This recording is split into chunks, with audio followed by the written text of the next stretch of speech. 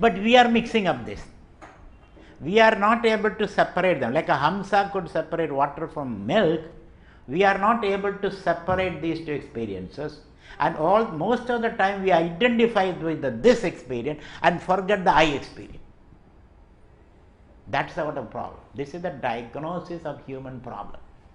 The diagnosis of human problem, this unholy marriage between this experience and I experience.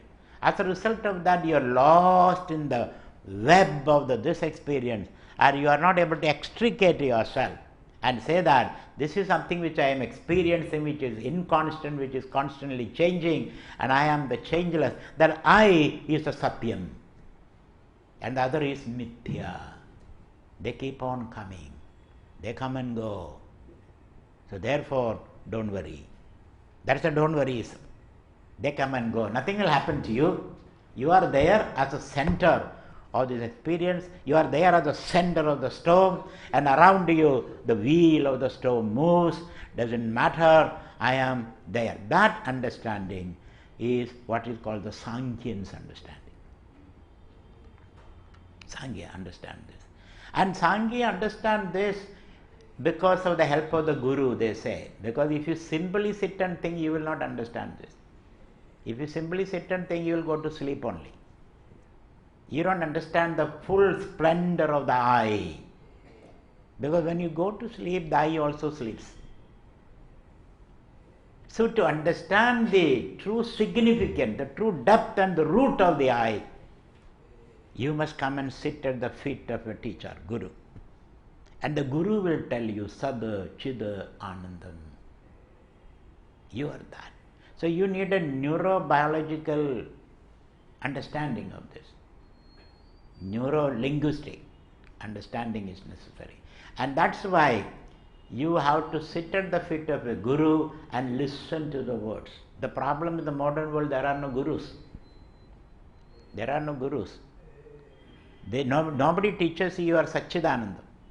Everybody says, do this, do that and all that. So therefore, you have to sit at the feet of a teacher who can expound this truth about you. Your own thinking may not help, because thinking cannot reach the depth of understanding. And hence, you have to expose yourself. Then the Guru will tell you, this is the truth you are seeking. And that truth is consciousness. Isn't it? We all are conscious people. Anybody unconscious here? Anybody unconscious? We all are conscious. Explore that. What is the meaning of that consciousness? How do you experience that consciousness? I am conscious of the world, I am conscious of my thoughts, I am conscious of my emotions, I am conscious of my knowledge, I am conscious of my ignorance. What is that? In the light of which you are becoming conscious of all this. This kind of inquiry is called Sankhyan's inquiry. So Sankhyans are always trying to separate the truth from untruth, false, Satya from Mithya. And thus he understands it. And then he understands the Mithya Prapancham. Those who are familiar with that word Mithya, the Mithya Prapancham is an expression of Satya. They are not two things. Satya and Mithya are not two things. Initially they separate. Then they understand the Mithya means this world. Trigunatmika, Maya, this world is nothing but an expression and a fluorescence, a dance, a flowering, an overflowing of Brahman, he says. So you are not separating Mithya from Brahman. You understand this as an expression of the same truth, the Brahman, which I am. This understanding is called Sankhyan's understanding. But to understand this, of course, you need a quiet mind. And for gaining that quiet mind, you have to engage in Karma Yoga, Bhagavan says. Karma Yoga means doing your actions as an offering to the Lord. That is called Karma Yoga. So, Jnana Yogena Sankhyanam, Karma Yogena Yoginam. So at this point we are doing activities, and these activities create only problems for us. Whatever we do, at the end of it, it is always in the red. You invest your love for your children, and then children get education, they get good degrees, they go to America, then they never talk to you. Isn't it? Whenever they talk to you, they call you when you are deep sleep, 12 o'clock at night. Because that is the daytime there. So you, with much difficulty, sleeping pill, you got some sleep. And then the phone call comes. Mom, some 10 people have come. How do you make sambar? Then you have to explain to how to the making sambar technique. By the time you lost your sleep also. So wherever you invest your energy, whenever you invest your time or money or love, etc., you don't get it back. It's always a losing game. Very hardly, very little you get back. And therefore, action always creates some problem for you at this point, because you are trying to control the outcome of your action. You are trying to control. And we understand our actions interfere or interacting with the several other factors in the world over which you have no control.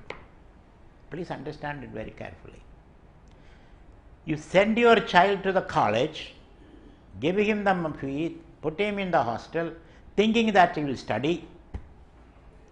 But at the end of the year, when the progress card comes, it's all minus B, minus B, minus B.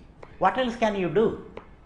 You can only give him good advice, send him to the best college, put him in the hostel, and make the payment. But the child is not studying because he has gotten into wrong company. And then he is influenced by that. And you always have an inferiority complex. Because you have been calling him Gada, Tum Gada, and you are a donkey all the time. You will never improve. Isn't it? As a result of that, this child has developed a low self-esteem, and then he goes to the college, and there he meets with all these ruffians, and they influence him, and then you get a messed up child as a result of that. And is it under your control? It's not under your control. Or you put money in the stock exchange market, and the market fluctuates. There is virus in China, and their exports suffer, and the economy slumps, nosedives, and your money lost its value. What can you do? So there are several factors over which you have no control, and still you have to act. Still you have to act. Still you have to keep on putting money in the stock exchange. Still you have to keep sending your child to the school. Still you have to do whatever you are doing, knowing that I have no control. So you are functioning in a system, and over that system you have no control. And that system is an intelligent network, a very intelligent network, the system. Your office is an intelligent network. It is not chairs and furniture and computers, your office. Your office is made up of individuals, and those individuals create a system, and the system is intelligent. Your intelligence, my intelligence all contribute into that. So the intelligent system is called Ishvara. So whatever you are doing, you are committing to the Ishvara. And the Ishvara decides, the system decides what you deserve. Please understand that. You would have done your best. I did my best, but I got nothing. So the system knows what you deserve. So therefore it is said, do your actions as an offering to the Lord. Ishvararpana buddhya karma karomi. I do my actions as an offering to Lord. And I trust in the system. Isn't it? When you put some money in the bank, don't you trust the bank? Or after putting some money in the bank, that night, you are telling your wife, look here, I have put some 10,000 in the bank. I don't know who is looking after that. Let me go and sleep in front of the bank. Will you do that? You don't do that. You know the system will work. You put the money and they offer you 2%, 3%, 4% interest. That you know that you will get. You don't have to go and sit in front of the bank all the time or call the manager every day. Is my money safe? Is my money safe? You don't do that. You believe in the system. If the system doesn't function, then nothing will function. You know the sun rises in the right time, sets in the right time, seasons come in the right time. The system is efficiently working. So whenever you do an action, it becomes an offering to the Lord. Ishwarapana buddhya karma karodi. Then you become a bhakta. Earlier you were the bhukta. You are only eating. You are thinking of what can I consume, what will I get, what will I get, what will I get. Now you understand that I am functioning in a system. The system has its rules and I have to obey those rules. So with this attitude, when you do karma, you become a bhakta, a devotee. Earlier you were only a votee. Votee means whenever there is trouble, you think of the Lord. 5 years you go to vote, isn't it? Now you are a devotee. And a devotee means not that you go to the temple and give 10 rupees and say, I have taken a lottery ticket, let me get a 10 million. That's not the attitude. A devotee means you are offering your work to the Lord. Not a flower or a fruit or a drop of water. That is only a tokenism, which will create the culture of offering in you. And the real offering is yata pravartir bhudana yena sarvam idam tadam sugarmanatam abhirjya siddhim vindadi manava. The best offering to the Lord is your work, your unique work. You are a unique person. What you do, only you can do. I cannot do that. What I do, you may not be able to do. You may do what I am doing, but in your own way. Otherwise, you will be a carbon copy. Nobody will listen to you. Oh, he is imitating that Swami. There is no freshness in you. If there is no freshness, you don't enjoy it. When you don't enjoy, others won't enjoy it. Isn't it? So your unique contribution is your work, depending upon your prakriti and your gunas, etc. So that work, depending upon the station, your prakriti, your age, etc., your work changes. So that work becomes the offering, not a flower. Though Bhagavan says in Bhagavad Gita, Patram Pushpam Bhalam Toyam Yome Bhaktya Prayashri Tadaham Bhakti Abhakritam Asnami Prayadatmanaha, that is only a tokenism. And Bhagavan doesn't eat that also, isn't it? You make a vadamale for Hanuman. Who is eating that vada? Not Bhagavan. If Bhagavan eats, Hanuman eats all that vada, will you give it next time? You will not. Just a glutton, you will say. Hanuman is a glutton. Whatever I gave, he polished it. So he didn't even leave one vada for me. That will be your attitude, isn't it? So therefore, you are making vada because you enjoy vada, that's it. And you offer it to the Lord, make it prasadam, and then you eat it. So the best offering is not a vadamale or that, this and that, your work. Sagarmana tamabhyarshya siddhim bindadi manava. This is the secret of karma yoga. Karma yoga is, instead of doing the work for yourself, swartham, you are doing the work for bhagavadartham, yajnartham. Yajnarthat karmanonyatra logoyam karma bandhanaha tadartham karma kaundeya mukta sangha samachara. So make your work as an offering to the Lord. Lord means the system. This system in which you are functioning, you are situated. That system influences what you are doing. And that is to be understood. And the outcome of the work is depending upon the entire working of the system. Therefore, Bhagavan says you have no control over the outcome. And therefore, since you have no control over the outcome, don't define yourself. Don't feel miserable when you don't get a desired outcome, he says. Don't define yourself. Don't defile yourself by the outcome. What does it mean? When you are successful, don't feel overwhelmed. When you are a failure, don't feel underwhelmed. Keep moving. Chare Vedi, Chare Vedi. Keep moving, he says. So thus, when the outcome comes, you are stable. You take it as a prasad. You take it as a gift from the Lord. Your contribution is very little. That is the whole system which promotes you. With that attitude, you become a karma yogi. And Bhagavan also says, na karmana, nahi kachishranam abhijatu tishtatya karma kruta. Another thing is, nobody can remain active even for a second.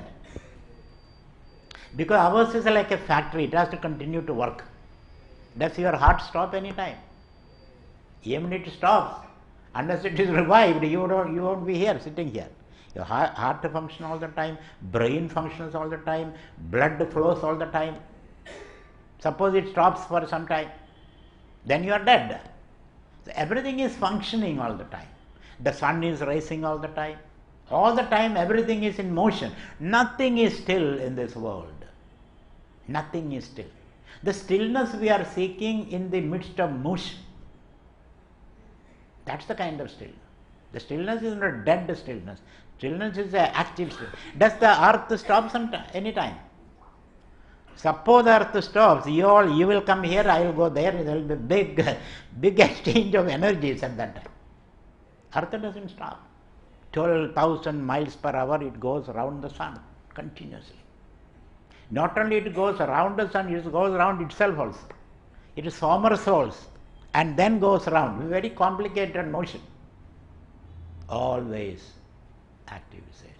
So, nahi kachishanam abhijatu tishtatya karma krita. Even in sleep your brain functions. Because most of the sensations are processed and integrated while you are in deep sleep. And your unconscious is very deep. That's why if you don't get sleep, you get confused the following day. You get confused. So good sleep, 6 hours of good sleep is necessary for your health. Because otherwise you get disoriented. Suppose you don't get sleep, when you wake up, you get disoriented. So deep sleep, the brain is active. Only the superficial level, the brain is inactive. Deep level, it is still functioning. So there is no question of doing nothing.